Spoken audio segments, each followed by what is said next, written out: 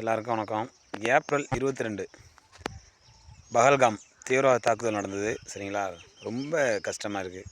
அப்பாவி மக்கள் வந்து எவ்வளோ பேர் 27 பேர் என்னையோட 27 பேர் வந்து கொண்டிருக்காங்க, சுட்டு கொண்டிருக்காங்க. இன்னும் வந்து ஹாஸ்பிட்டலில் இருக்காங்க, கவலைக்கிடமாக இருக்காங்க, தீவிர சிகிச்சை பிரிவில் இருக்காங்க. சரிங்களா?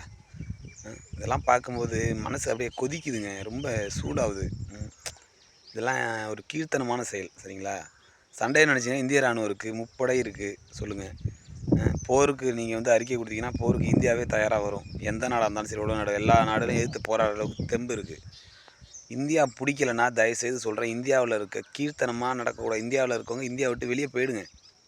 உங்களுக்கு எந்த நாடு பிடிச்சிருக்கோ சொல்லுங்கள், கவர்மெண்ட்டை நாங்கள் ரெக்கமெண்ட் பண்ணுறோம்.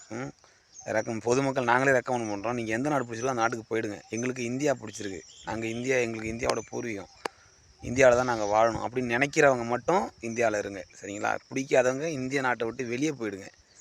வேண்டாம், நாங்கள் இருக்கிறவங்களும் நிம்மதியாக வாழணும். சரிங்களா?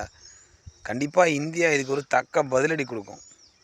இந்திய இராணுவம் வந்து ரொம்ப சாதாரணமாக, எங்களுக்கே இவ்வளோ கோபம் இருக்குன்னா இந்திய இராணுவம் பயங்கர பதிலடி கொடுக்கும். சரிங்களா? இதுக்கு கண்டிப்பான ஒரு தீர்வு, நிரந்தர தீர்வு கிடைக்கும். ஜெய்ஹிந்த்.